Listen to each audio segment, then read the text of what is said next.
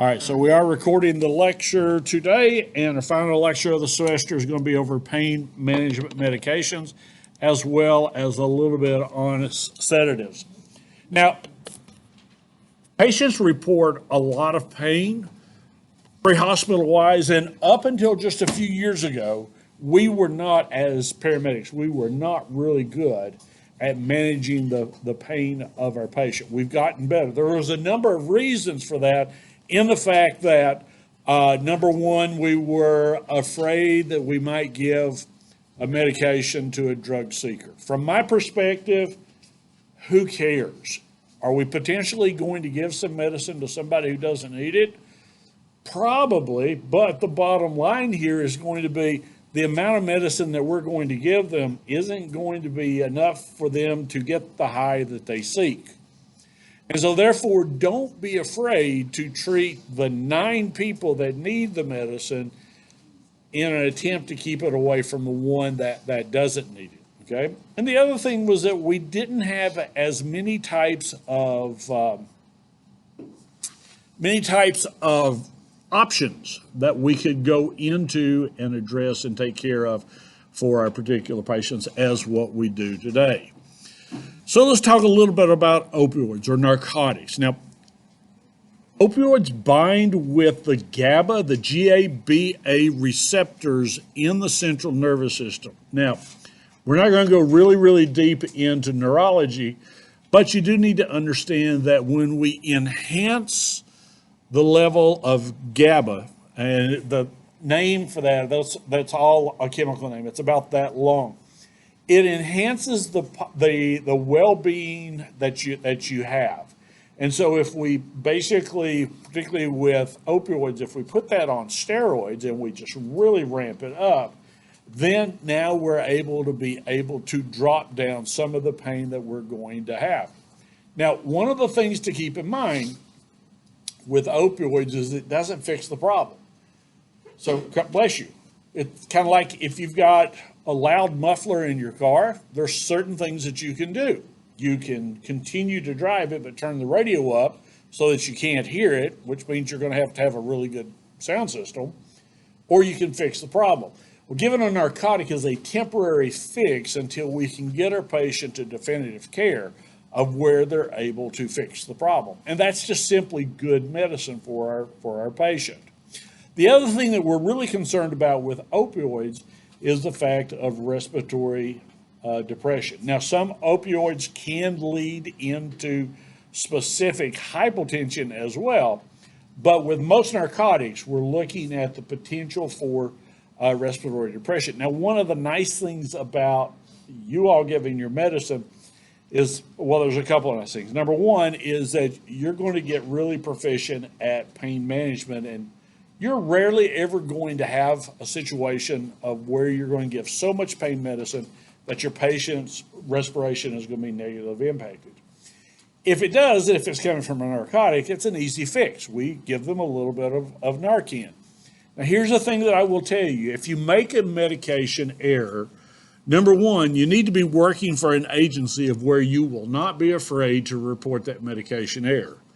Because if you're working for an agency of where when you report a medication error, now you get into trouble, you need to seek a different agency, all right? Because the last thing we want to do is to lie about med errors, because it's the number 3 leading cause of death in America today, of people making mistakes. We're human, okay? And so if you make an error, make a mistake, fix it, and then report it so that it won't happen again. As far as maybe it's a system problem, maybe the way that the drug bags are set up have gotten medications that are too close together.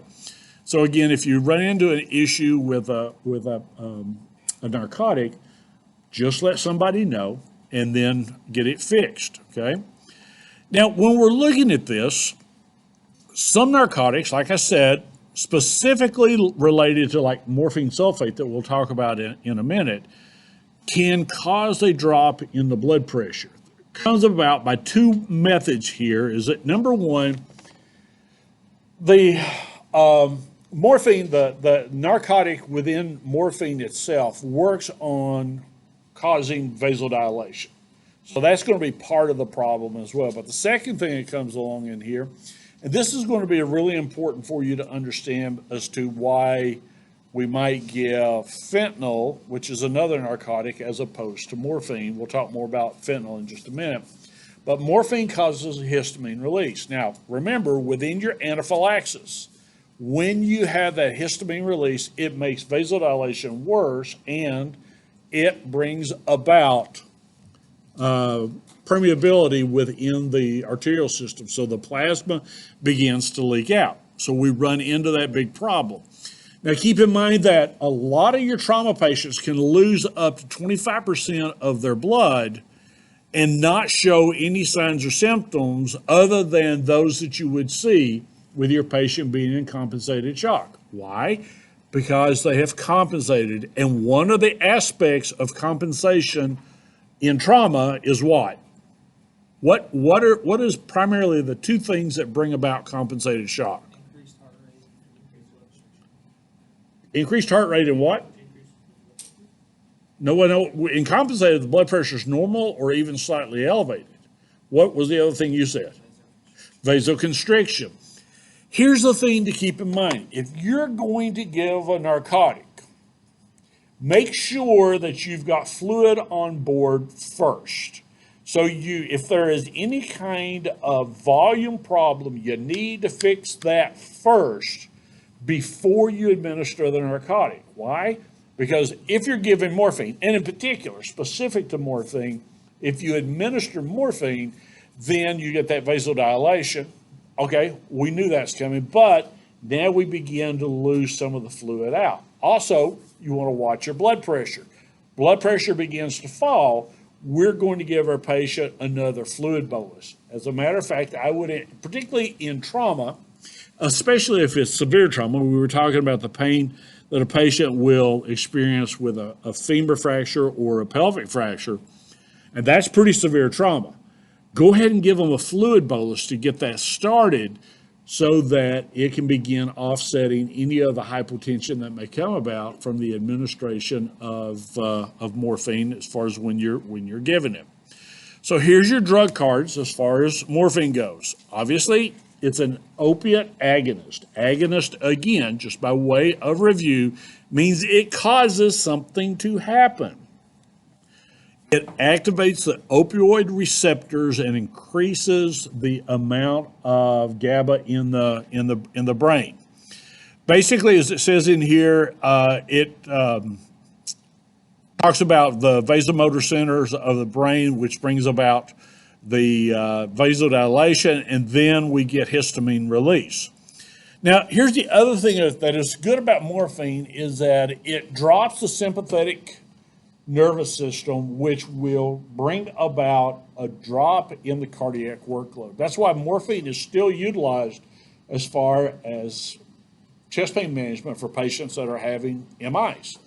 It reduces that workload and it preserves the tissue of the heart, allows it to continue to stay alive. So some of your indications, obviously, if somebody's got a torn fingernail, let's not give them a narcotic, okay? That's probably not the best thing to do and may generate some paperwork and maybe a little bit of an investigation for you. But if they're having moderate to severe pain and that fits within what the mechanism is, then you're going to be okay. Again, on here, we're looking at, if we've got a patient that's having an MI, we're not only going to give them morphine for our patient for chest pain relief, but also to reduce cardiac workload. How does morphine aid in the treatment of congestive heart failure? Tell me more.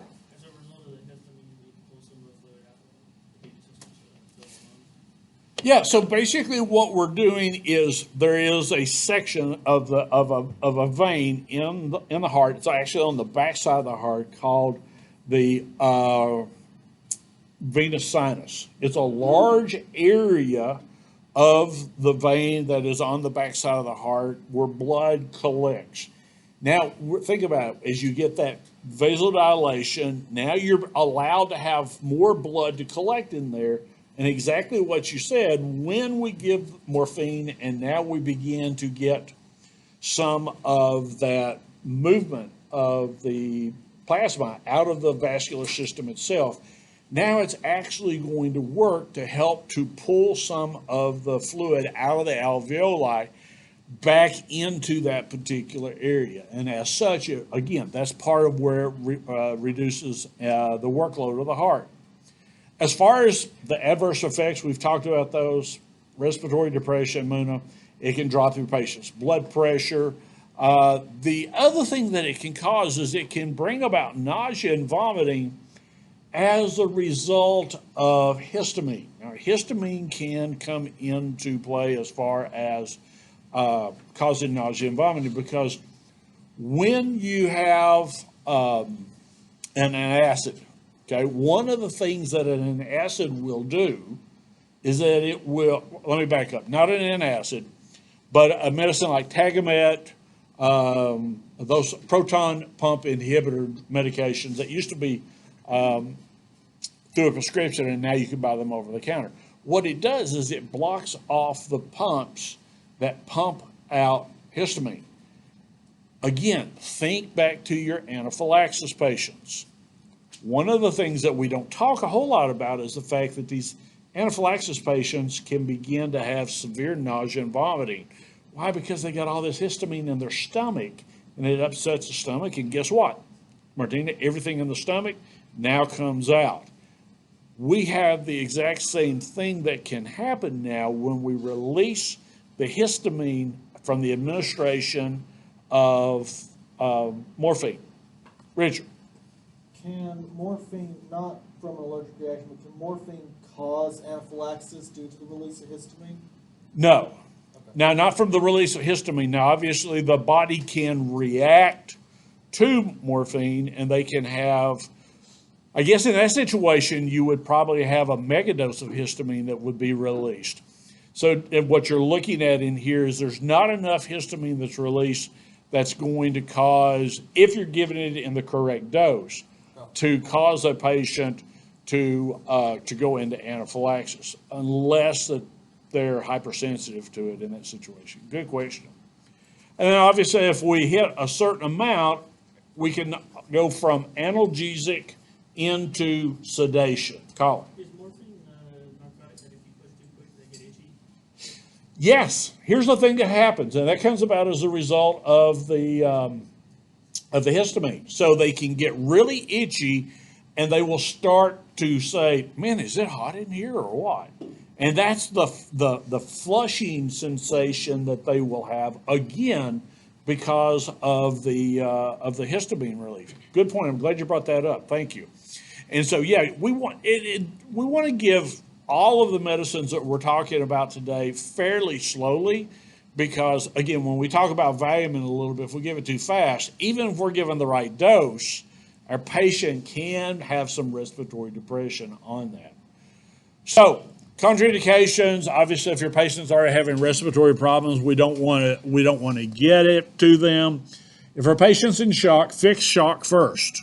Okay, if you're fairly sure that your patient has just got a volume problem and the bleeding has stopped, and you've got a major trauma, you've got like a degloving injury or a long bone fracture, then you can go back and say, okay, do I want to give morphine or not? I'm not telling you not to. I'm just telling you, Sydney, fix your shock problem first before you, because it's only going to make it worse. The other thing that we want to do is we want to be really careful using morphine in places or in patients that have head injuries. Not so much now. In the past, we've always said, Devin, well, you can't give patient morphine because now that's going to give them an altered mental status and they won't be able to assess them when they get to the ER. That's garbage medicine. That's not true anymore. Why would we want to be careful with morphine for our head injury patients? How? Yep. So if we're causing vasodilation, remember the blood vessels in the brain are right there in the tissue. Tissue doesn't have much of any place to go. And so literally we can raise the intracranial pressure. That's why one of the cautions about giving nitro to head injury patients is the exact same thing. The other thing I would tell you is that if you've got a patient that's having a stroke for whatever reason, then you're probably also going to want to be careful about giving morphine to that patient for the same reason. Martina. Then like, ICP, like, thumb and venous, like, it's another conversation of like, it drains more fluid or it opens up more so the fluid can go down so they can help the release. So would morphine help with venous pool? Does that? It does to a certain degree, but it has more of, but now let's think about this, all right? Brain is up here, closed container. We enlarge the arteries, and that's going to increase the ICP. Same mechanism is going to come about when we enlarge the veins. They're still, although, remember, veins are not as muscular as arteries, so they're not going to have the same degree of increase of ICP in the brain as will the arterial system. But just simply from the dilation of it, they're still going to move tissue, and it's going to increase pressure on those different cells that are in there. Does that make sense? Okay, good, very, very good. Your dosing that you're going to give for these patients is 2 to 10. Generally, you're pretty safe starting off with about 4, but remember you want to start low and work your way up, all right? And you can administer that. You can give it any route that you want to give it, okay? IM or IV is generally the route that we're going to give it, and it doesn't matter how you're giving it, it's going to be the same dose. I've never given morphine sub-Q, never really been in a situation of where we would really do that, but it is one of the routes that you can go with this. Watch your patient, okay? Pulse oximetry and end-tidal CO2 need to be put on all your patients that are getting morphine or any narcotic for that matter, regardless of what their respiratory status is. All right, so we can keep an eye on that. And then here's just that statement that about the patients feeling flushed because of that massive release of histamine. And then obviously if you OD your patient, or you may not have OD'd your patient, you may have started out with just a very, very small dose, and your patient has not a hypersensitive reaction, but is very sensitive to it, then you can actually put them into hypotension, pulmonary edema, heart failure, fix it with Narcan. I think I've shared this maybe with this class or or the advanced sequence. When my wife gave me the first kidney with a transplant, she told them before she went in for surgery, only give me half of what amount of narcotic you would give to a normal person. She said, I'm really sensitive to it. And this is a good example. Almost killed her, but it's a good example of when a medical professional doesn't listen to the patient. And they did. They put her into congestive heart failure. And I was like 24 hours after my kidney transplant, and boy, I was angry. I was down at her room, and the doctor said, if you'll go back to your room and just sit down, we'll talk to you, we'll fix it, everything will be okay. And it was. But listen to your patients. Listen to your patients. Any questions about morphine? For reversing the effects of an overdose, are you just titrating to affect the Narcan? And that's what you should always do. Don't bring your patients back to a wake. They're not going to be happy with you as far as just for an overdose. But if it's a very sensitive reaction, or if it's an accidental overdose on your part as far as giving too much, don't wipe out the pain management part of it. So give a little bit of Narcan, see what happens, support the breathing, and then you can continue to administer Narcan until you get them back to where they're breathing on their own. Good point. Anybody else? All right. So from morphine to fentanyl. Fentanyl is the same class. It's much, much stronger, and it works in the exact same way as morphine does. That's one of the reasons why it's important for you to study different classes of drugs. The adverse effects are all going to be the same, except it does not have the same degree of hypotension causing effect as does morphine, and we'll talk about that in just a minute. Now, again, it does cause vasodilation, so we want to be really careful in using this with patients that are going to be head injury patients. I think I'm missing a slide in here. One of the things to remember with fentanyl, the reason that we like fentanyl in trauma more so necessarily than morphine is that, yes, it does cause vasodilation. No, it does not cause the release of histamine.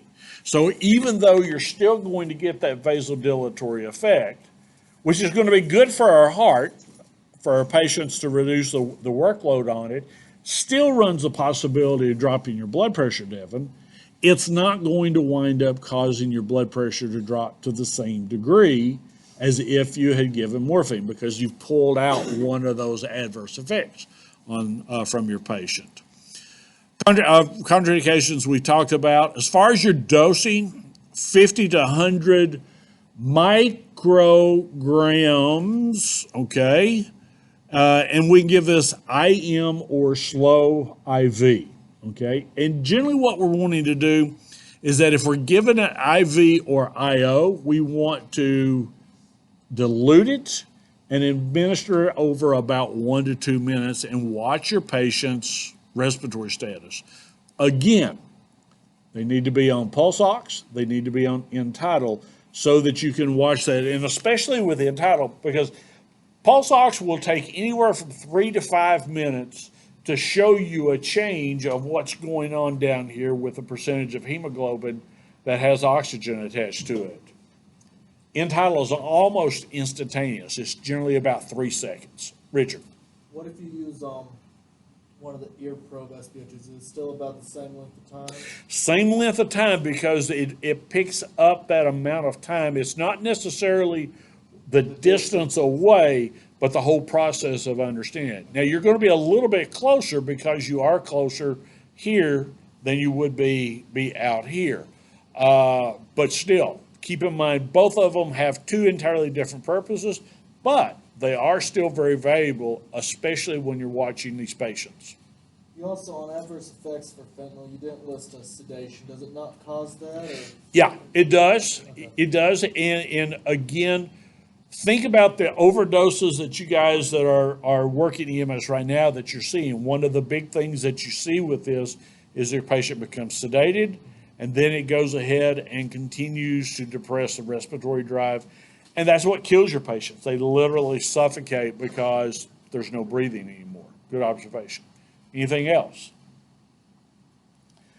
A medication that we don't do a lot of, but I think we're going to begin seeing more and more of this, especially as paramedicine moves into community paramedicine, are NSAIDs. NSAIDs, non-steroidal anti-inflammatory drugs.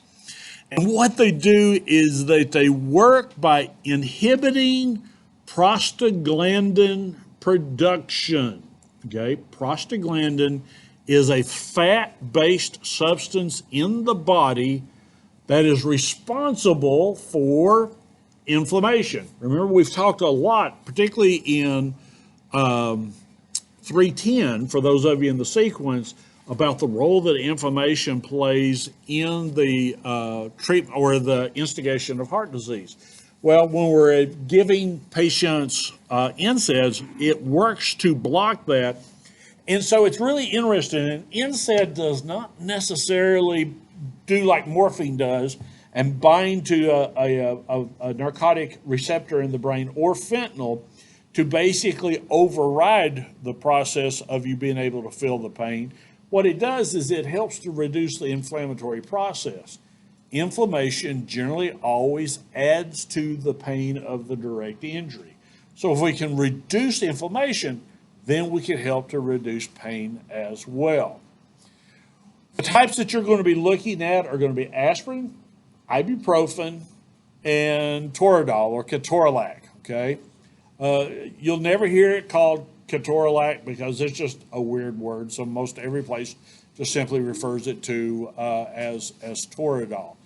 Now, one of the things that you probably should be doing, especially now with the incidence of RSV and other types of things that you're seeing, those of you that are on truck, are y'all seeing any pediatric patients that are serious enough that are calling you for 911? You are?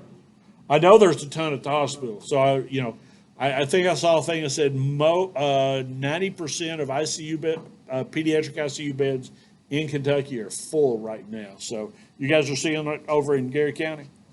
Do you carry any pediatric Tylenol, pediatric ibuprofen? Yeah, we have Tylenol, ibuprofen, we carry like baby bicarb, and we have a whole Good. body setup. Okay, good, very good, very good.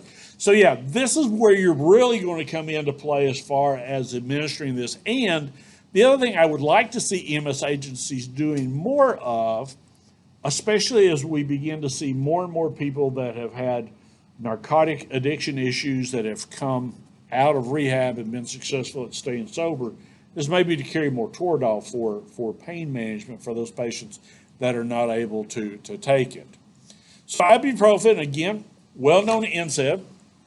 And again, there's the thing. I would strongly encourage you to understand and kind of know. Maybe do a little Google search on prostaglandin. Don't get deep into the chemistry of it, but just know that when you block that, you block the inflammatory process, which helps to reduce inflammation, and it also helps to reduce fever. That's why I'd asked about whether people were carrying ibuprofen, pediatric ibuprofen, for that anti-fever type of situation. That's not. Are they not? Okay. I suspect that if we continue to see the same kinds of pediatric respiratory problems next year, most EMS agencies will be doing that. There's your indications. Basically, anything to do with muscle or skeletal is very, very effective. The adverse effects of it come about simply because of the same adverse effects that we see from people who are really sensitive to taking aspirin by mouth. They're mostly GI problems. Okay, so just kind of keep that in mind there. What is melena? Yeah.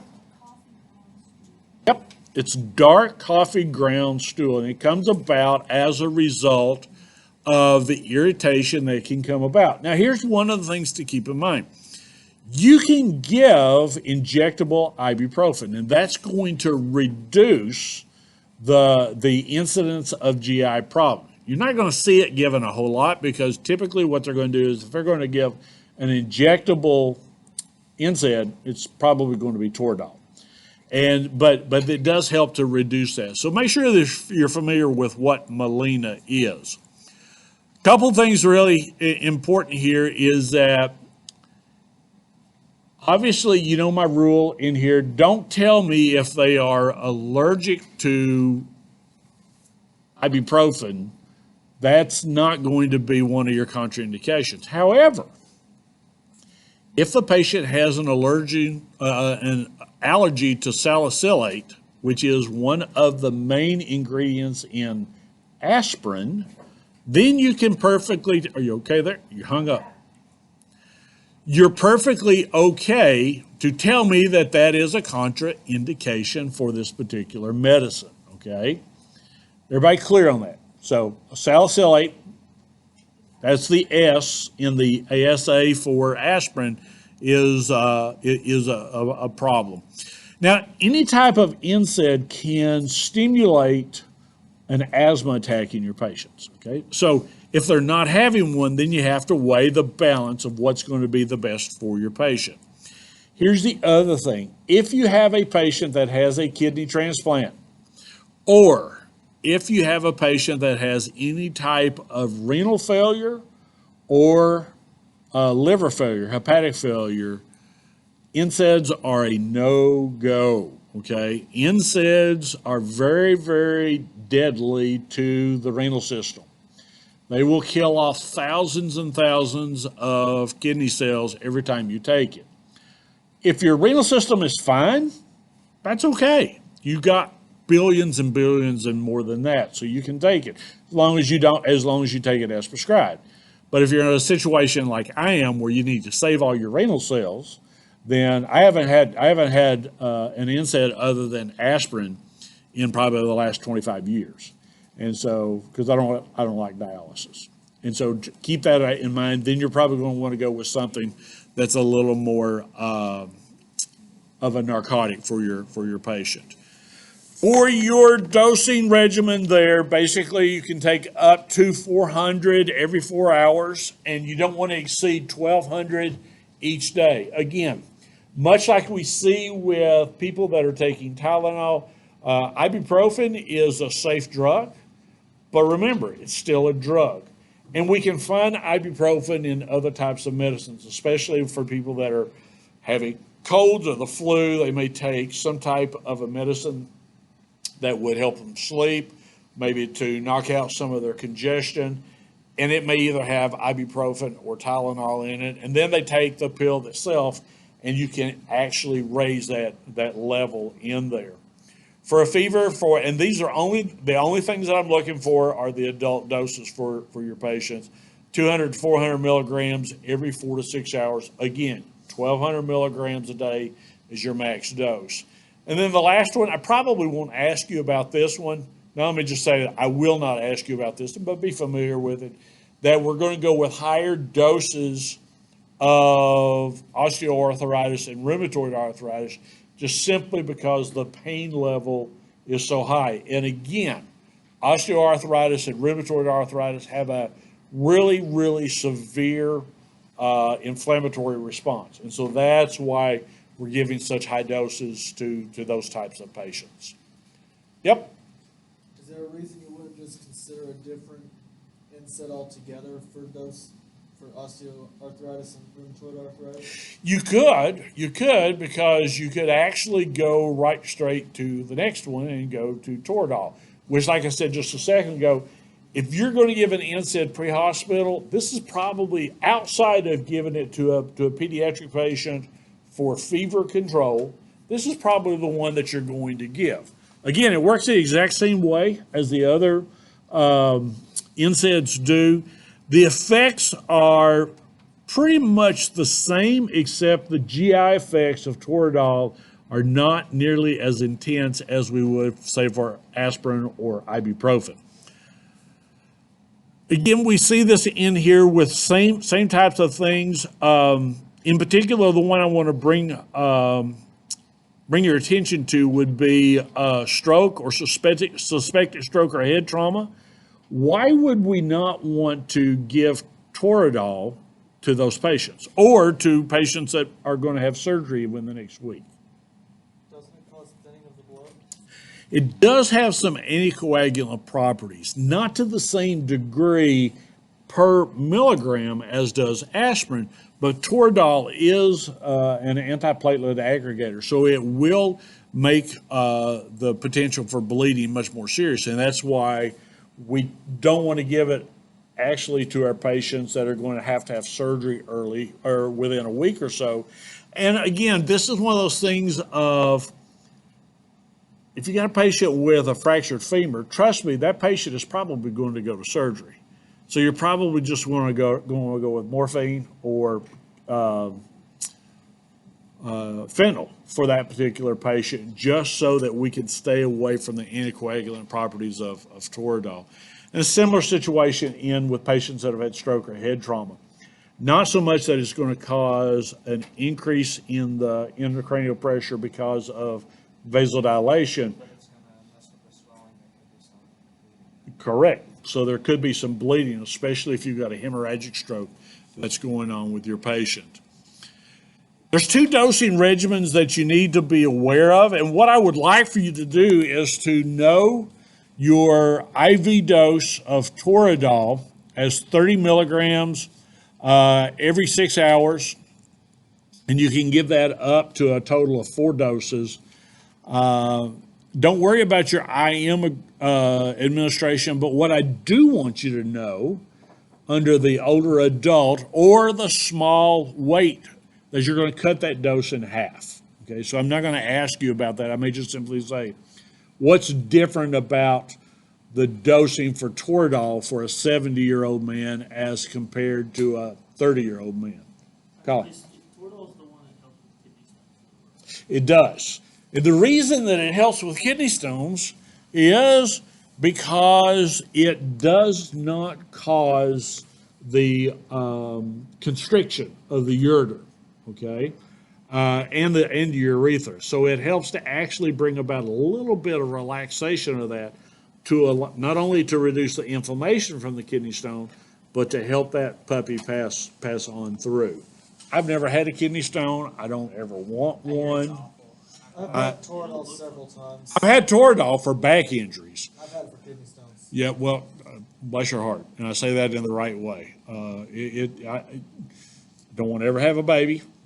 Don't want to ever have kidney stones. Okay, I'm fairly sure I'm good on one of those. All right. We're supposed to laugh at that.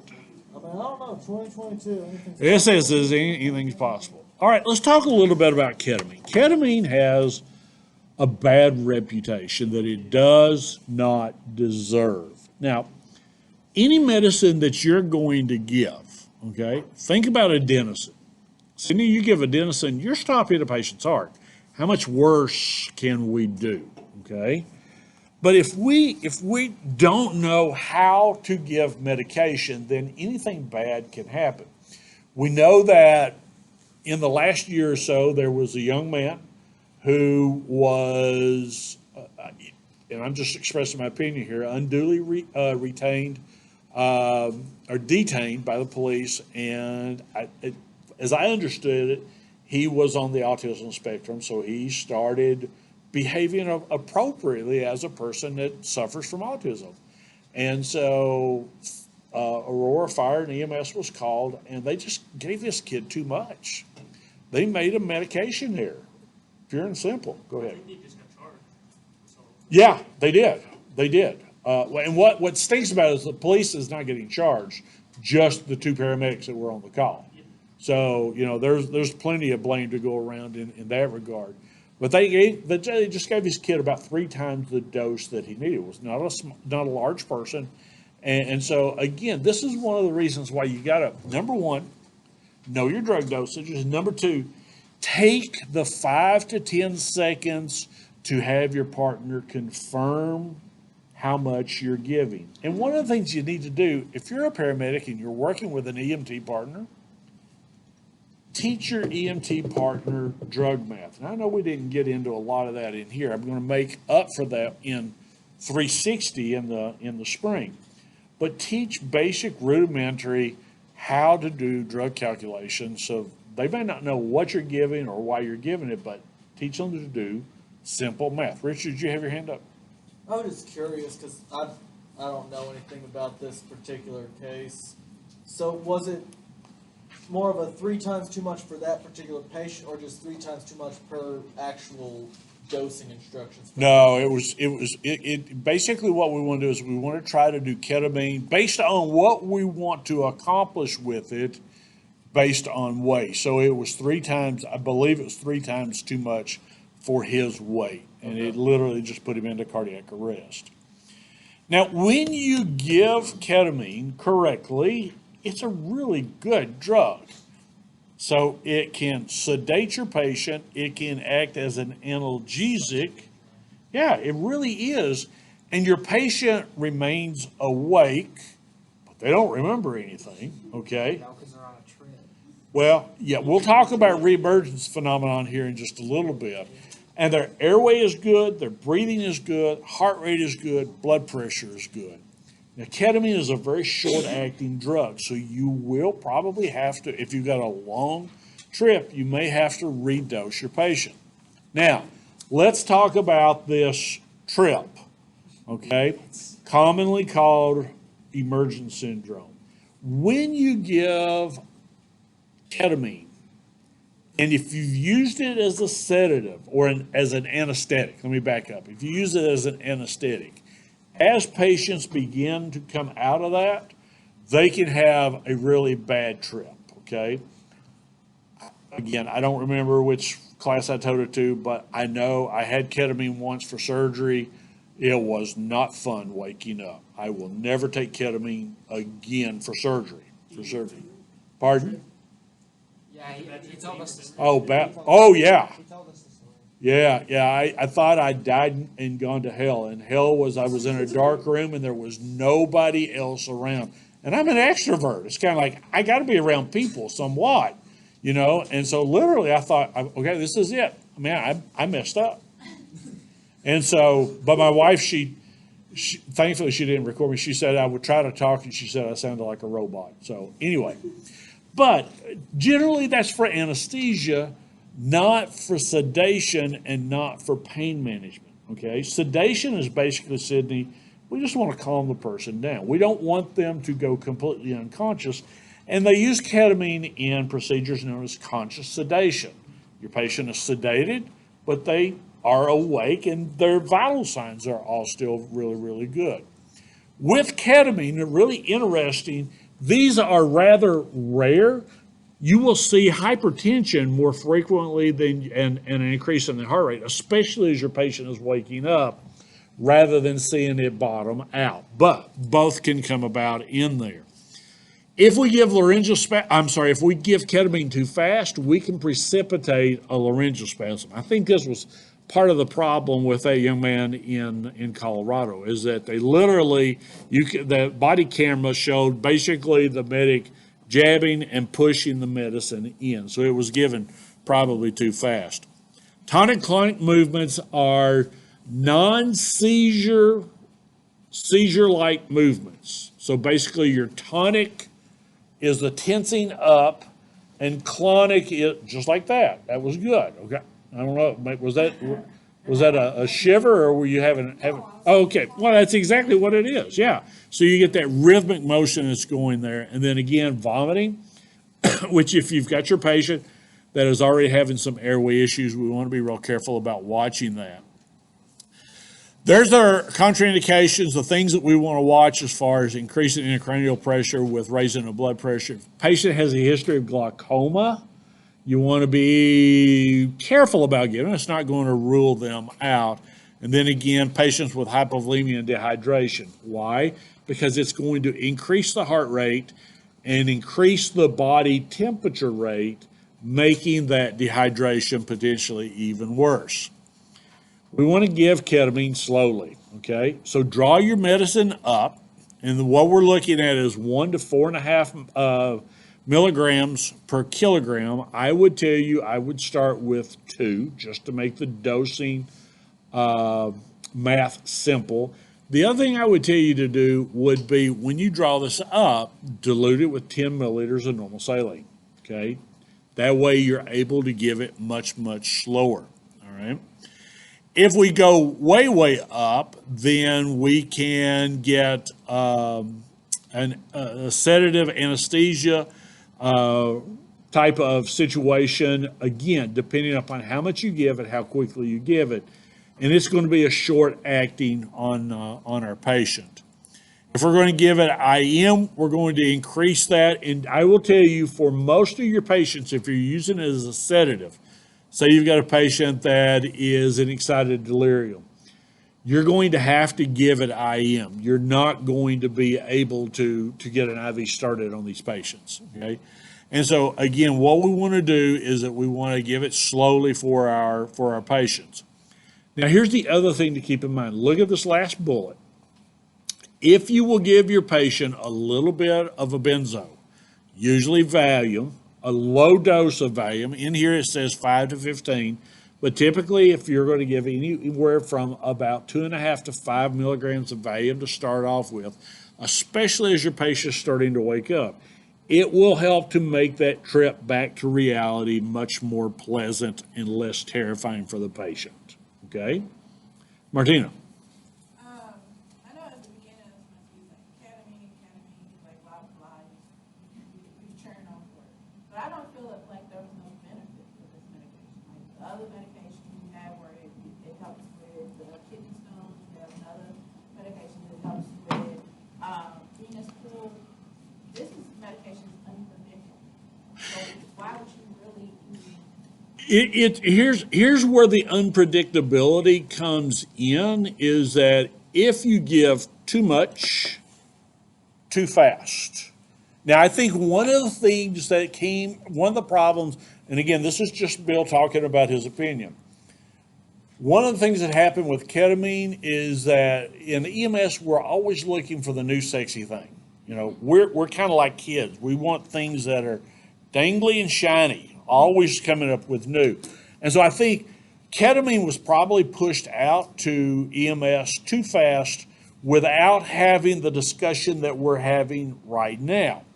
Ketamine is a safe drug, as are most drugs, if given correctly and in the right dose. There's a lot of people and basically, and I guess the way I'm looking at it here is, when I had ketamine for surgery, I did not like the way I woke up. But the fact that I didn't have to worry about it dropping my blood pressure and having a negative impact on my heart, having the lengthy heart history that I have, probably for me at least outweighed the potential of having a little bit of time that was uncomfortable. The other thing to keep in mind is with ketamine, it's just a tool in your box, okay? Ketamine is also going to be good as far as for patients if you have to reduce a dislocation. Because number one, they're not going to feel the amount of pain that's going to happen with the reduction. And number two, the other thing is going to be they're not going to remember the pain that they felt. And number three, if you give it correctly, the effects of the ketamine are going to wear off in about 10 minutes. So again, that tells you if you're giving ketamine, you have a narrow window of whatever procedure you're going to do. But I understand your concern with ketamine, and like I said, it's just another tool in the box. Good point, very good point. All right, diazepam, talking about benzo, all right? It also enhances the effect of GABA in the brain. Now, one of the interesting things is that you can actually buy this chemical GABA and take it. A lot of people will try to take it to help them sleep at night. Some people will take it as a method of helping to reduce anxiety, but the research says only if it is produced by the body is it effective for those particular areas. And so when we increase that amount of activity, again, the limbic, the thalamic, and the hypothalamic regions of the brain help to do two things. Number one, in particular, the limbic system helps to keep all of us awake, kind of sort of like right now, okay? And the other thing is the thalamic and the hypothalamic. Thalamic helps to control uncontrolled muscle movement, and the hypothalamic helps to control body temp. So especially if you've got a patient that has been tripping out on methamphetamine for a while, and they have that condition that we call Prinzmetal's angina. Cardiac students, do you remember Prinzmetal's angina? What causes it?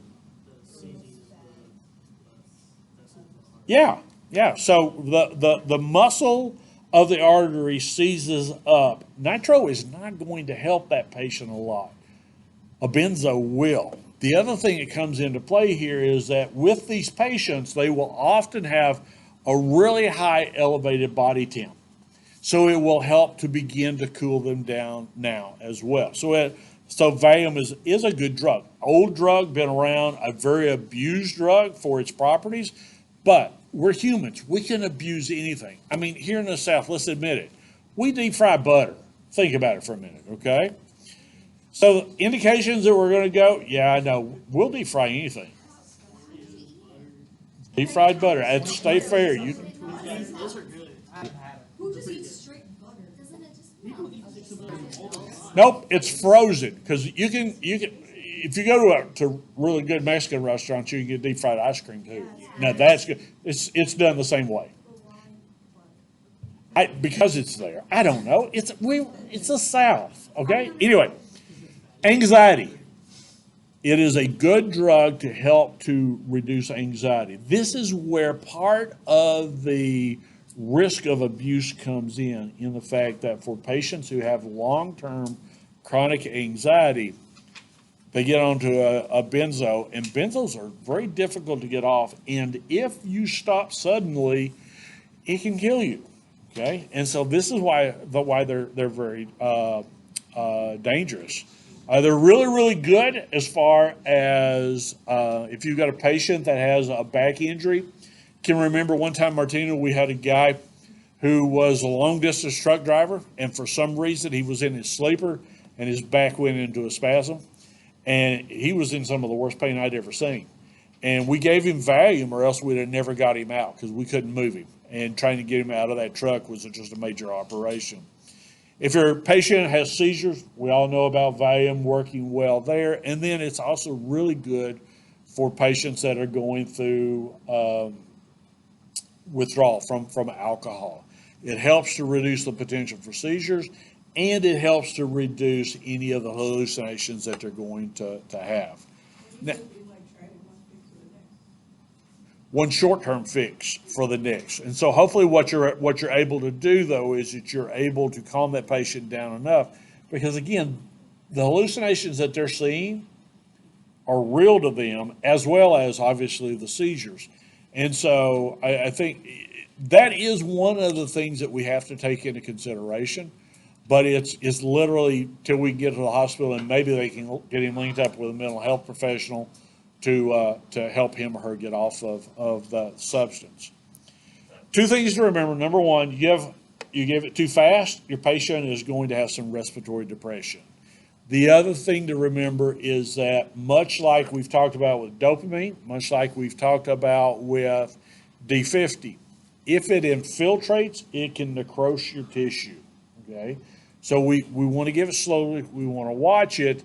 And the other thing is that if you're giving it fast, it will burn at the site of injection much more than what you are able to, or much more than what it absolutely would necessarily have to.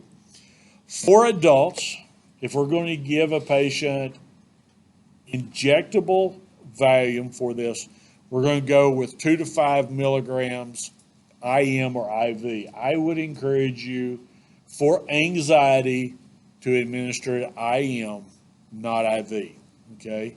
Unless your patient is just in that situation of where you're going to have to, under severe, basically where you've got a patient that is in such severe excited delirium that we've got to be able to try to calm them down. The offside of that is going to be, you're not going to be able to get an IV started on them. Colin. If it necroses the tissue, why are we pushing it? We're diluting it. We're going to dilute it. Yeah, dilute it. Good point. There's your DTs. As far as alcohol, we're going to give it an IV. With seizures, we can give it IM, IV, and we typically wouldn't do this with adult patients, and we don't do this much more with pediatric patients, but you can also give it rectally. Okay, it will get picked up really quickly in the bloodstream of the rectum to go in there. Is that what you thought it was going to? Yeah. All right. I was waiting for, are you giving some directly? Maybe I have to. Okay, whatever she does on her own time, it's her own business, okay? Anyway, let's move on. Again, the big thing here is to give it slowly so that it does not burn as bad, all right? And that, ladies and gentlemen, is the end of today's lecture.